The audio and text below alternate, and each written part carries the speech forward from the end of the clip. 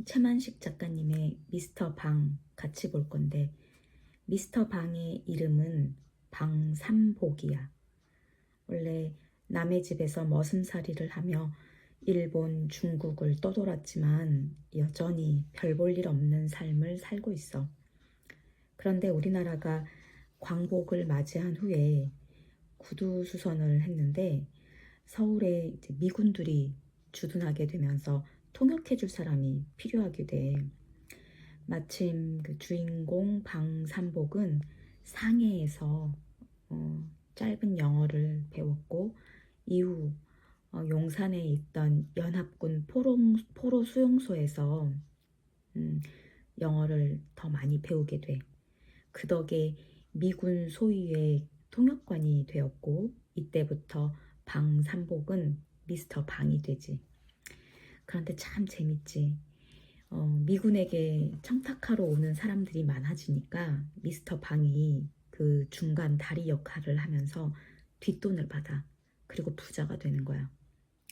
일제시대에는 일본에 빌붙어서 잘 사는 사람, 해방 무렵에는 미군에 빌붙어서 잘 사는 사람들이 생기지. 작가는 바로 이런 사람들을 보여주면서 사회 부조리를 풍자하고 있어.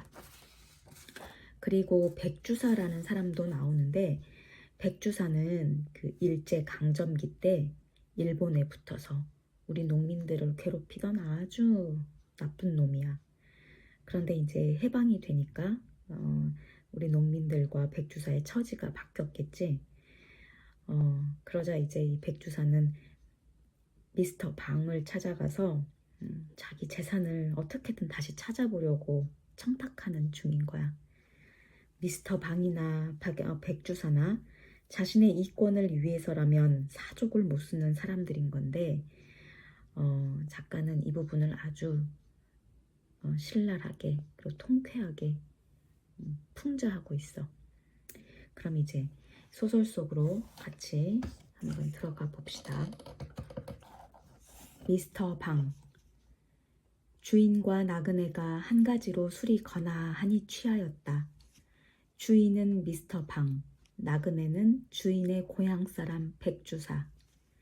주인 미스터 방은 술이 거나하여 감을 따라 그러지 않아도 이즈음 의기자못 양양한 참인데, 거기다 술까지 들어간 판이고 보니 가뜩이나 기운이 불끈불끈 솟고 하늘이 바로 돈짝만한 것 같은 모양이었다.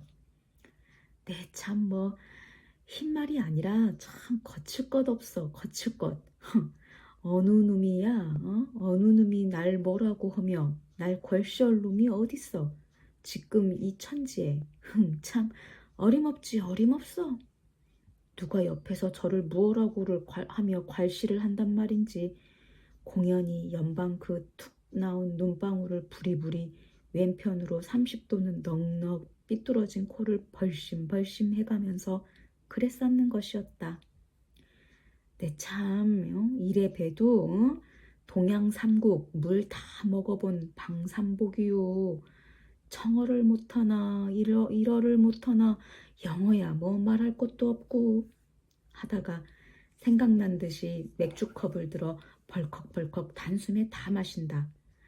그리고는 시커먼 손등으로 입술을 쓱 손가락으로 김치 쪽을 늘름 한 점.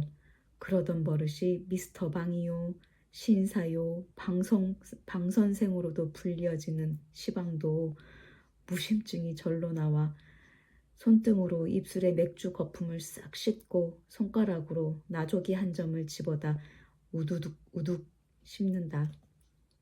술은 참 맥주가 수립낸다. 어느 놈이 만일 무어라고 시비를 하거나 괄시를 한다면 당장 그 나조기를 씹듯이 우둑우둑 잡아 씹기라도 할 듯이 괄괄하던 결기가 그러다 벼랑간 어디로 가고서 이번엔 맥주 추앙이 나오던 것이다. 술도 미국 사람 내가 문명했죠. 괴산 사람은 아직도 멀었어. 멀고 말고 아직도 멀었지.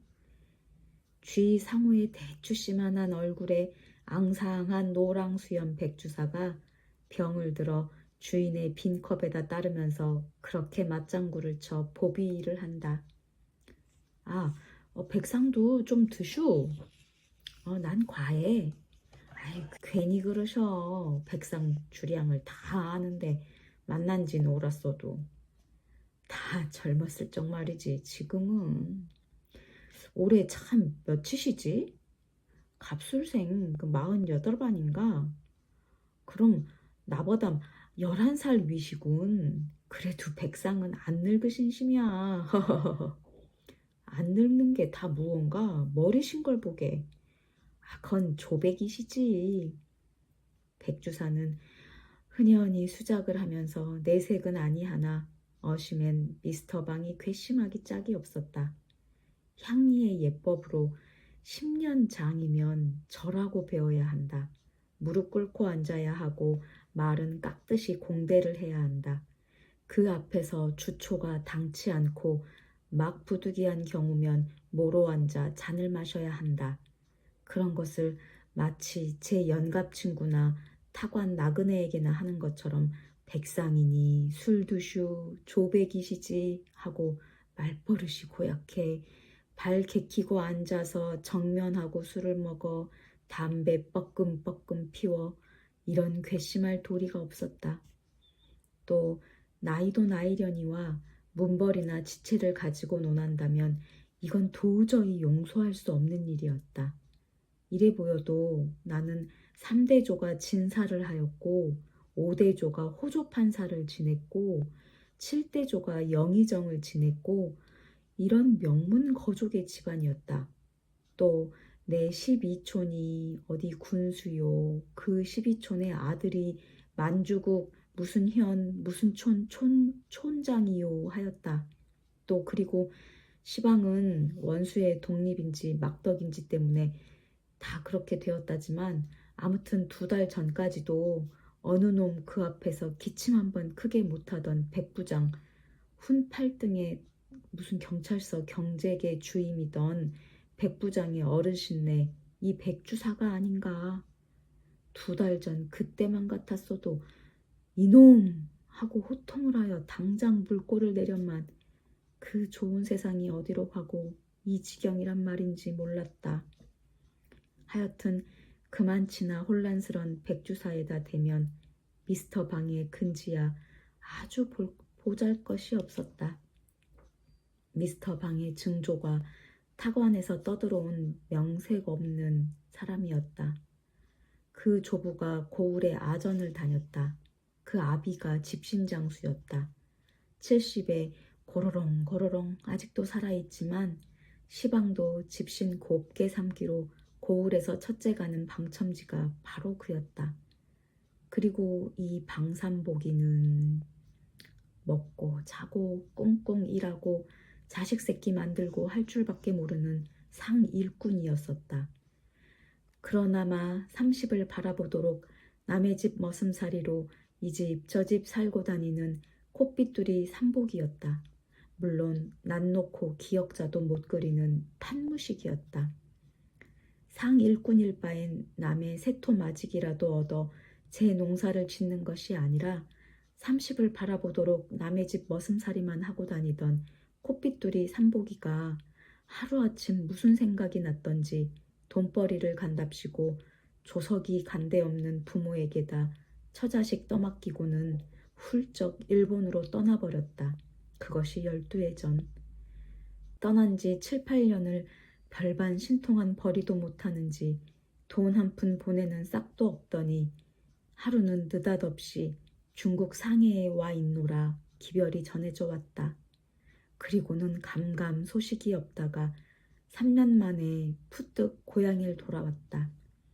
10여 년을 저의 말따나 동양 삼국 물 골고루 먹고 다녔으면서 별로 이 때가 벗은 것도 없어 보이고 행색은 헤어진 양복 누더기에 볼 꿰어진 구두짝을 꿰고 들어서는 모양이 군데군데 김질은 하였으나 빨아다린 무명 고위적삼을 입고 고향을 떠날 적보다 차라리 초라한 것 같았다. 늙은 어미아비와 젊은 가속이 뼈품으로 버는 것을 얻어먹으며 굶으며 하면서 한 1년 빈둥거리고 놀더니 저기 회심이 들었는지 이번엔 처자식 데리고 서울로 올라왔다. 서울로 올라와서는 현조동 비탈에 다 찌부러진 행랑방을 얻어 살면서 처음 1년은 용산 있는 연합군 포로 수용소에 다니며 입에 풀칠을 하였고, 이동안 그는 상해에서 귀로 익힌 토막 영어가 조금 더 진보되었고, 다시 1년이나는 그것 역시 상해에서 익힌 것을 미천 삼아 구두 직공으로 구두방을 다니며 그럭저럭 살았고, 그러다 일본이 싸움에 지느라고 구두를 너무 해트려 가죽이 동이 나서 구두방이 너나 없이 문을 닫는 바람에 할 수 없이 이번엔 괴짝 한 개 짊어지고 신기료 장수로 나서고 말았다. 골목골목 돌아다니며 혹은 종로 복판의 행길에 가 앉아 신기료 장수를 하자니 자연 서울 온 고향 사람의 눈에 종종 뜨일 밖에 소식이 고향에 퍼지자 누구 한 사람 칭찬은 없고 저마다 빈정거리는 소리뿐이었다. 일본으로 천국으로 10여 년 타국바람 쏘이고 온 놈이 겨우 고고야? 부전자전이로구먼. 아범은 집신장수, 자식은 구두 깁는 장수. 아마 신발 명당에다 무덤을 썼던감? 이렇듯 근지는 비천하고 속에 든 것 없고 가랑이가 찢어지게 가난하고 생활하는 것이 고작 거리에 앉아 오는 사람 가는 사람 헤어지고 고린내 나는 구두짝 꿰매어주고 징박아주고 닦아주고 하는 천업이고 하던 그 콧빗둘이 삼복이었었다. 개구리가 올챙이 쩍을 생각 못한다더니 발칙한 놈, 고얀 놈. 백주사는 생각하자니 속으로 이렇게 분개스럽지 않을 수가 없었다.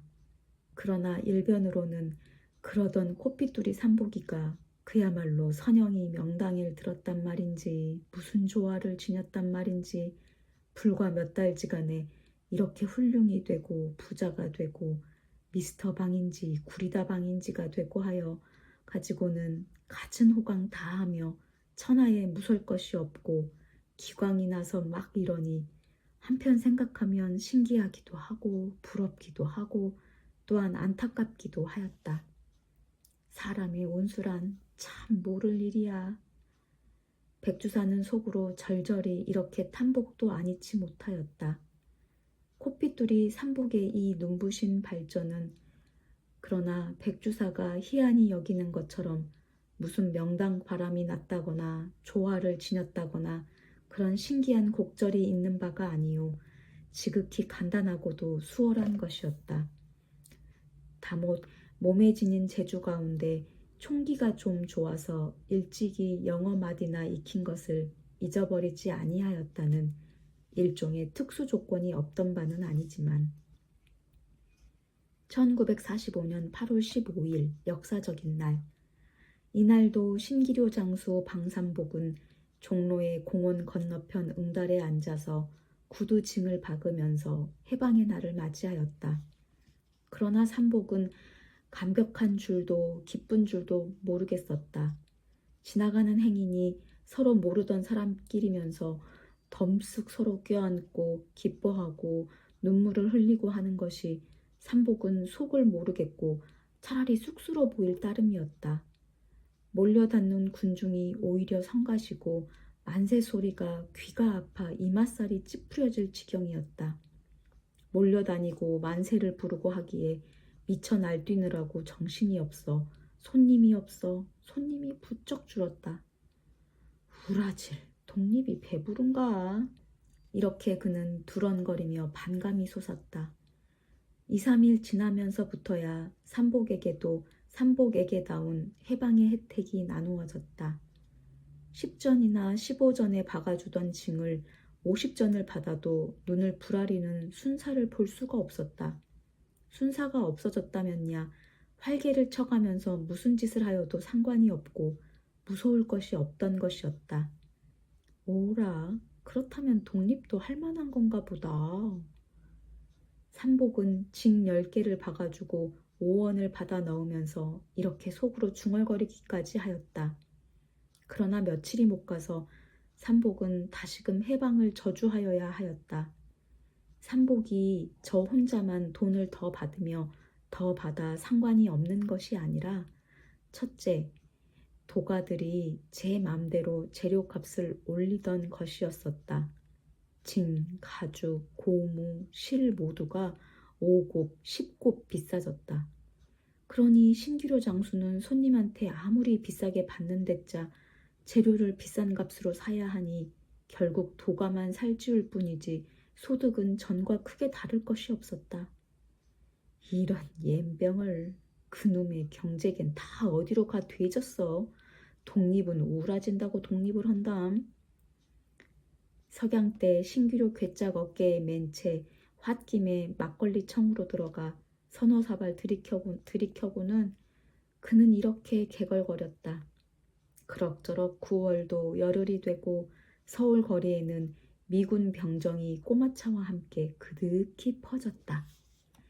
그 미국 병정들이 거리를 구경하면서 혹은 물건을 사려면서 말이 서로 통하지를 못하여 답답해하는 양을 보고 삼복은 무릎을 탁 쳤다. 그러나 슬플진저 떼국과 땀에 찌든 이 누더기를 걸치고는 가망이 없을 말이었다. 무슨 도리가 없을까? 반일을 국리를 하다가 정오 때에야 한 줄기 서광을 얻었다. 총총히 집으로 돌아가 마누라를 시켜 구두 고치는 연장 일습과 재료 남은 것에다가 이불이며 헌 옷까지 해서 한 짐을 동네 아는 가게에다 맡기고는 한 달 기한으로 돈 100원을 서품변으로 취해오게 하였다. 그 돈 100원을 가지고 삼복은 흔한 넉마전으로 가서 100원 돈이 꽉 차는 한도까지 양복이란 명색 한 벌과 모자를 샀다. 신발은 부득이 안방 사람의 병정구두 사시는 것을 이 다음 창갈이 거저 해주겠다는 조건으로 닷새만 제 것과 바꾸어 신기로 하였다. 이튿날 아침 늦지가 않지 새로 장만한 헌 양복 헌 모자에 헌 구두로서 괴짝맨 신규로 장수보다는 제법 말쑥하여진 차림을 차리고 막 나서려는데 간밤부터 퉁퉁 부어가지고는 시중도 말대꾸도 잘 아니하던 애꾸쟁이 마누라가 와락 양복 뒷자락을 움켜쥐고 늘어진다. 다른 데로 대요. 이게 벼랑간 미쳤나? 요 망나나 반해가지고는 이렇게고 찾아가는 고년이 어떤 년이야? 어? 속을 모르거든 밥값을 내지 말랬어 요 맹취야. 날 죽이고 가지 거점 못 가. 이년아 너 이랬단 내 인제 돈 벌면 정말 첩 얻는다. 오냐 잘한다 날 죽여라 날. 아 이 우라 주리뗄 앵길년이 한 주먹 보기 좋게 갈겨 넘어뜨리고는 찌부러진 오두막집을 나서 종로로 향을 잡았다.